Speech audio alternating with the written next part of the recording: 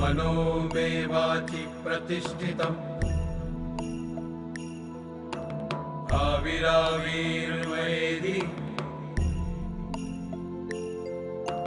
वेदस्य मणिस्थः श्रुतं मे मा प्रहासीः अनेनाधीतेन अहोरात्रान् सन्दधामि ऋतं वदिष्यामि सत्यं वदिष्यामि तन्मामवतु तद्वत्कारमवतु अवतु माम् अवतु वक्तारम् अवतु वक्तारम् ॐ शान्ति शान्ति शान्ति। महाराज युधिष्ठिर, महाराज युधिष्ठिर, महाराज युधिष्ठिर, मेरी मदद कीजिए। मैंने अपनी अरणी और मंथन काष्ठ एक पेड़ की डाली पे टांग के रखा था। अचानक वहां पर एक हिरण आया और अपने शरीर को उस पेड़ से रगड़ने लगा, लेकिन दुर्भाग्य से मेरी अरणी और मेरा मंथन काष्ठ उसके सींग में फंस गया। इससे पहले कि मैं कुछ कर पाता, वो हिरण चौकड़ी भरता हुआ आश्रम से ओझल हो गया।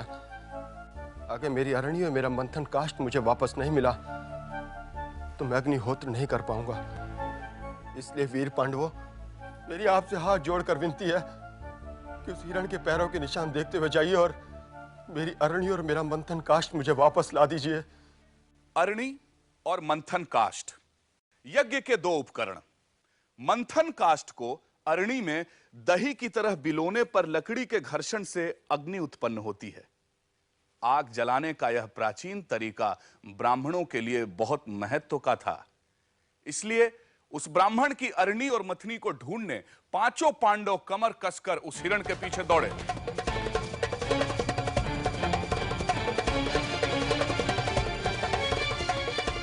घोर प्रयत्न करने पर भी वह हिरण उनके हाथ न लगा और थक हार कर भूखे प्यासे पांडव घने वन में एक बरगद के नीचे आकर बैठ गए। राजन, ये कैसा धर्म संकट है? जिनके हाथों कभी धर्म और अर्थ का नाश नहीं हुआ, आज वही पांडव एक ब्राह्मण की अरणी और मथनी नहीं ला पा रहे। नकुल, पहले किया हुआ पाप और पुण्य ही दुख और सुख के रूप में सामने आता है। यदि मैंने दुशासन का उसी समय वध कर दिया होता जब वो द्रौपदी को दासी की भांति बलपूर्वक खींचकर भरी सभा में लेकर आया था, तो आज हम इस धर्म संकट में नहीं पड़े होते। राजन, हड्डियों को चीर कर रख देने वाले कर्ण के कड़वे वचन को सुनकर भी हम चुप रहे, इसीलिए आज हम इस धर्म संकट में पड़े हैं। राजन, जब शकुनी ने आपको जीत लिया, उसी समय अगर मैंने उसे मार डाला होता तो आज हम इस धर्म संकट में नहीं पड़ते। यह समय आक्रोश व्यक्त करने का नहीं है। नकुल, किसी पेड़ पर चढ़कर चारों ओर देखो, शायद कहीं जल दिखाई दे। प्यास से हम सभी का बुरा हाल है। जी भैया। और भाई की आज्ञा पाकर नकुल एक पेड़ पर चढ़ गया। भैया, मैं दूर बहुत से ऐसे वृक्ष देख रहा हूं जो जल के पास ही पाए जाते हैं और वहां से सारसों की आवाज भी सुनाई दे रही है। निसंदेह आसपास ही कोई सरोवर है। तो दौड़ कर जाओ और कुछ तरकसों में पानी भर कर ले आओ।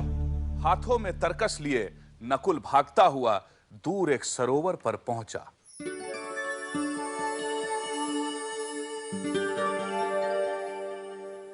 मेरा अनुमान सही था। पहले मैं पानी पी लूं, फिर तरकसों में पानी भर ले जाता हूं। ठहरो माद्री कुमार नकुल, पहले मेरे प्रश्नों का उत्तर दो, उसके बाद जल पियो और ले भी जाओ। कौन हो तुम? मैं इस जल का स्वामी हूं। यदि तुमने मेरे प्रश्नों का उत्तर दिए बिना जल पीने का साहस किया तो तुम तत्काल मृत्यु को प्राप्त होगे। पहले मैं अपनी प्यास बुझा लूं, फिर देखता हूं कौन मृत्यु को प्राप्त होता है। सावधान नकुल,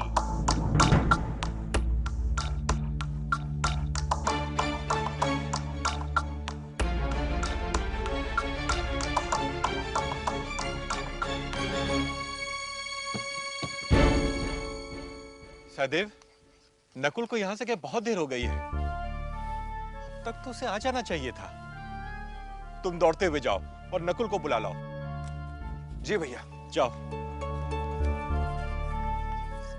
नकुल, नकुल तुम कहां हो? नकुल, नकुल, नकुल क्या हुआ तुम्हें? उठो नकुल।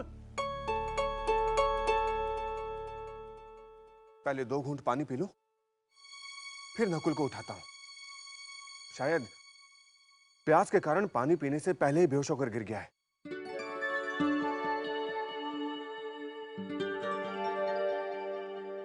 ठहरो।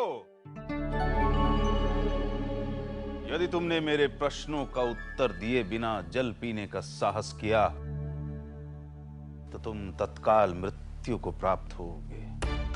तो तुमने मेरे भाई को मारा है। उत्तर न मिले तो प्रश्न हत्या करते हैं सहदेव। मृत और अमृत के बीच प्रश्नों की चुनौतियां खड़ी हैं। मेरे प्रश्नों का उत्तर दो तो तुम मृत्यु को पार कर जाओगे। मैं नहीं जानता कि तुम कौन हो बहरूपिये, लेकिन पहले मैं अपनी प्यास बुझा लूं, फिर मैं तुम्हारी चुनौती भी स्वीकार करता हूं।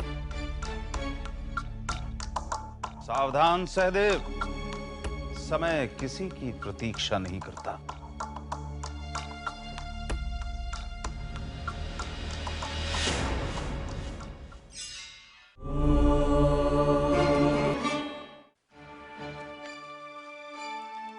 नकुल!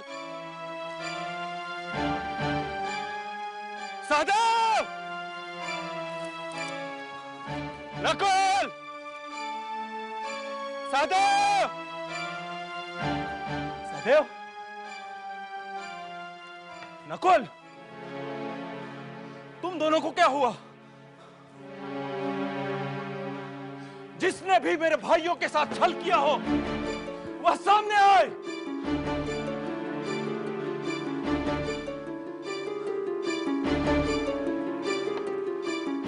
कुंती नंदन, क्यों तुम भी अपने भाइयों की तरह मरना चाहते हो?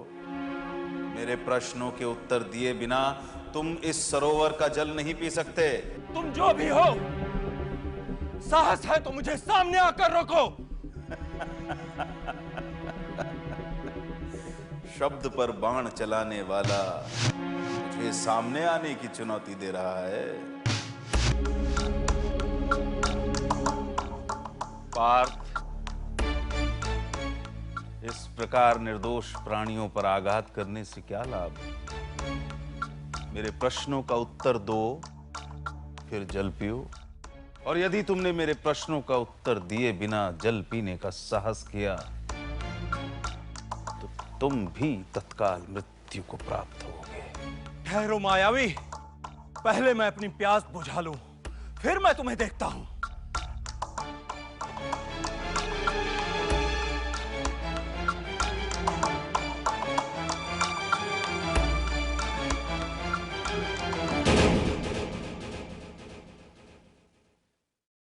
भीम, सदैव और अर्जुन को पानी के लिए गए बहुत देर हो गई है। जाओ तुम जाकर देखो कि वो अब तक लौट क्यों नहीं रहे। और कुछ देर बाद भीम भी अमित तेजस्वी यक्ष के सामने खड़ा था। आज मुझे तुमसे युद्ध करना ही पड़ेगा राक्षस, पर पहले मैं थोड़ा पानी तो पी लूं।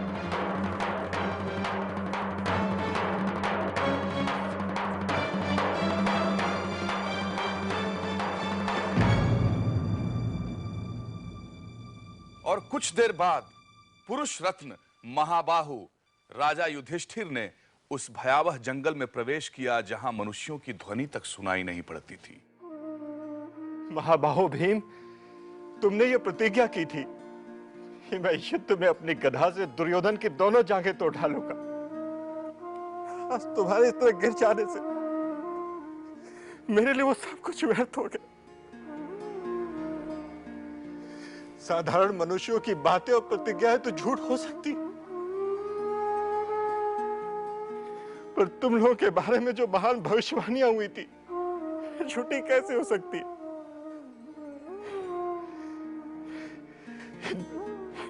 इन वीरों को किसने मार गिराया है? इनके शरीर पर अस्त्र शस्त्रों के आघात का कोई चिन्ह भी नहीं है। दाहिने स्थान पर किसी दूसरों के पैरों के निशान। संभव है दुर्योधन ने कोई षड्यंत्र किया हो, या गांधार राज शकुनी ने। आयु पूरी होने पर सबका अंत कर देने वाले यमराज के अलावा इन वीरों से कौन भिड़ सकता है? पहले थोड़ा पानी पी लूं, इस रहस्य को सुलझाने की कोशिश करता हूं। महाराज युधिष्ठिर, मैंने ही तुम्हारे चारों भाइयों को यमलोक भेजा है। यदि मेरे प्रश्नों का उत्तर दिए बिना तुमने जल पीने का प्रयत्न किया तो तुम यमलोक के 5वें अतिथि होगे। बड़े बड़े युद्धों में जिन वीरों को देवता, गंधर्व, असुर और राक्षस भी नहीं जीत सके, ऐसे वीरों को धराशायी करने वाले तुम कौन हो? मैं यक्ष हूं।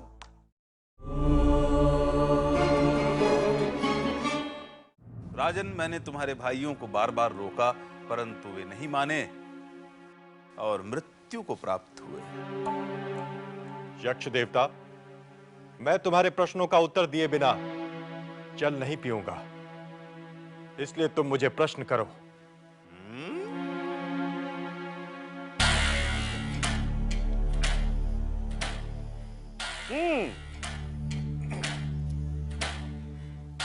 कौन हूं मैं?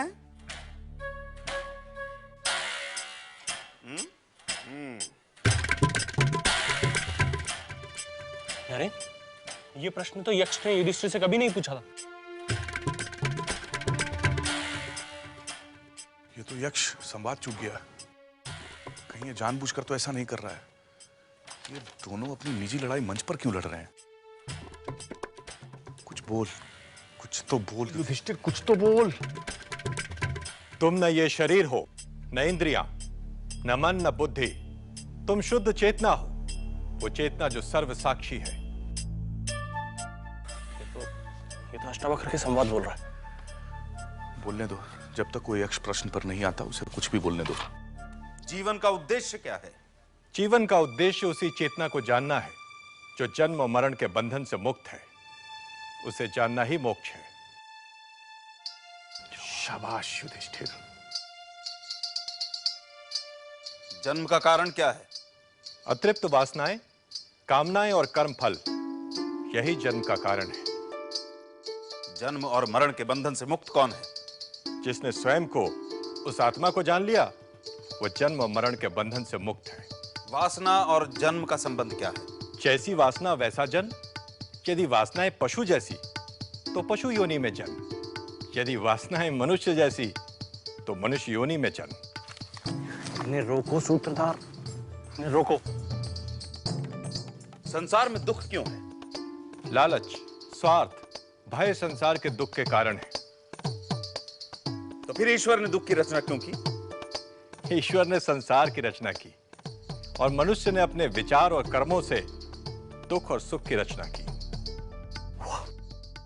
क्या उत्तर दिया? क्या ईश्वर है? कौन है वह? क्या रूप है उसका? क्या वह स्त्री है या पुरुष?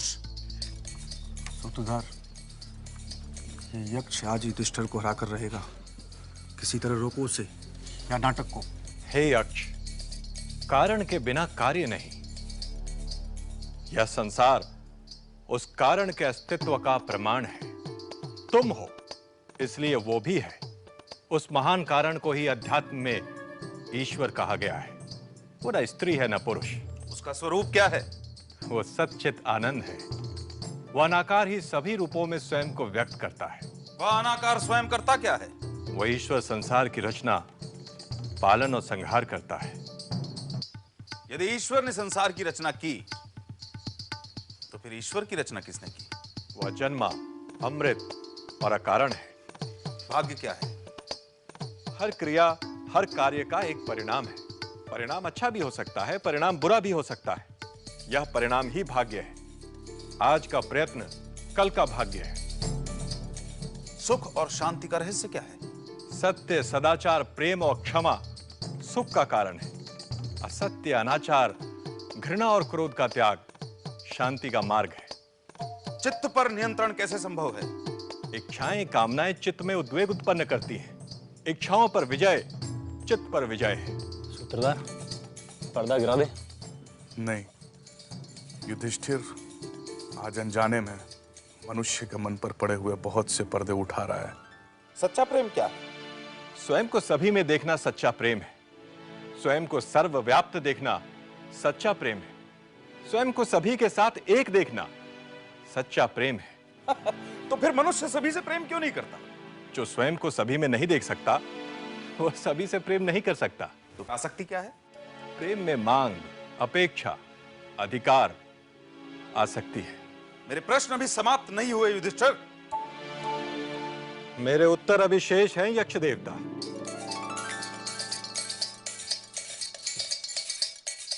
ये दोनों लड़ने को तैयार हैं सूत्रधार। आप कहें तो मैं मधुमक्खी बन यक्ष को काट दूं। बुद्धिमान कौन है? जिसके पास विवेक है। नशा क्या है? आसक्ति। चोर कौन है? इंद्रियों के आकर्षण जो इंद्रियों को हर लेते हैं, चोर है। जागते हुए भी सोया कौन है? जो आत्मा को नहीं जानता, वो जागते हुए भी सोया है। कमल के पत्ते पर पड़े जल की तरह अस्थाई क्या है? यौवन, धन और जीवन। नर्क क्या है? इंद्रियों की दास्ता नर्क है। मुक्ति क्या है? अनासक्ति ही मुक्ति है। दुर्भाग्य का कारण क्या है? मद और अहंकार। सौभाग्य का कारण क्या है? सत्संग और सबके प्रति मैत्री भाव। सारे दुखों का नाश कौन कर सकता है? जो सब छोड़ने को तैयार हो। मृत्यु पर्यंत यातना कौन देता है? गुप्त रूप से किया गया अपराध। दिन रात किस बात का विचार करना चाहिए? सांसारिक सुखों की क्षण भंगुरता। संसार को कौन जीतता है? जिसमें सत्य और श्रद्धा है। भय से मुक्ति कैसे संभव है? वैराग्य से। मुक्त कौन है? जो अज्ञान से परे है। अज्ञान क्या है? आत्मज्ञान का अभाव ही अज्ञान है। दुखों से मुक्त कौन है? जो कभी क्रोध नहीं करता। वह क्या है जो अस्तित्व में है भी और नहीं भी? माया। माया क्या है? नाम और रूपधारी नाशवान जगत। परम सत्य क्या है? ब्रह्म। यक्ष महाराज, क्या तुम्हारे प्रश्न समाप्त हो गए? नहीं, प्रश्न कभी समाप्त नहीं होते। पर ये वे मूलभूत प्रश्न हैं जो हर विद्यार्थी को अपने आचार्य से करने चाहिए, क्योंकि प्रश्न ही उत्तर के द्वार खटखटाता है। प्रश्न ही उपलब्धि द्वार है। अपने भाइयों को ढूंढने आए और जल पीने आए युधिष्ठिर ने एक एक कर यक्ष के सारे प्रश्नों के उत्तर दे दिए। यक्ष प्रसन्न था।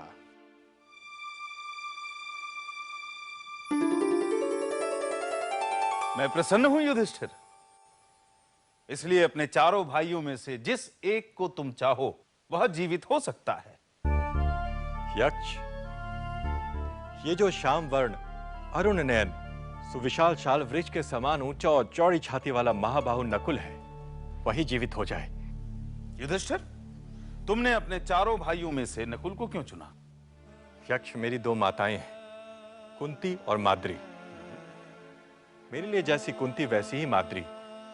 मैं दोनों माताओं के प्रति समान भाव ही रखता हूं। मैं कुंती का एक पुत्र जीवित हो, इसलिए चाहता हूं कि माद्री का एक पुत्र जीवित हो।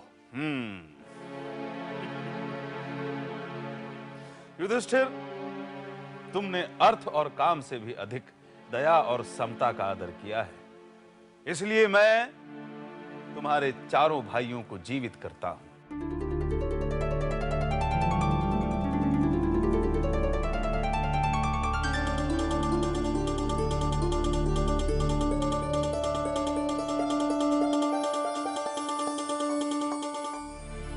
और यह लो, ब्राह्मण की अरणी और मंथन काष्ठ।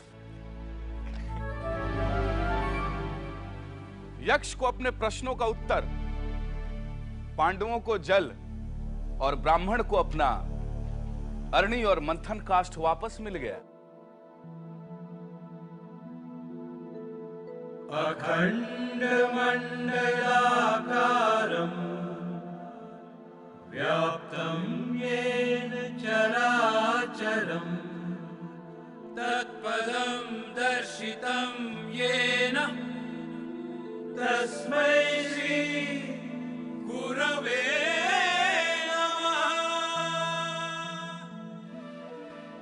वह जो अखंड मंडलाकार है, वह जो चर और अचर दोनों में विद्यमान है, वैसे ब्रह्म के पद से साक्षात्कार कराने वाले गुरु को नमस्कार है।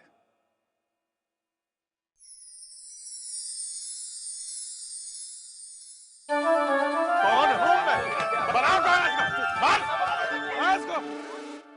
भारतीय दर्शन में जैसे आत्मा है, वैसे ही अनात्मा भी है। क्या है यह अनात्मा? देखिए अगले प्रकरण में कृष्ण सुभद्रा संवाद और सावित्री यम संवाद से अनात्मा का उद्घाटन।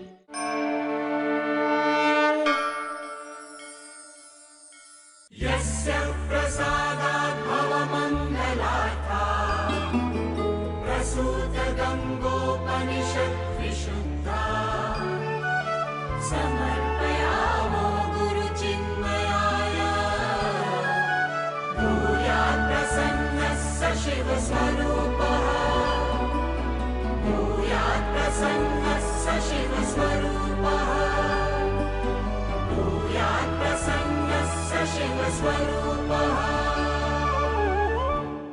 हिरण्मयेन पात्रेण सत्यस्य। विचार प्राचीन फिर भी नवीन, हजारों सालों से चली आ रही आपकी और मेरी कहानी उपनिषद गंगा, हर रविवार सुबह 10 बजे डीडी नेशनल पर। उपनिषद गंगा के प्रायोजक हैं Maruti Suzuki, way of life और आदित्य बिरला ग्रुप।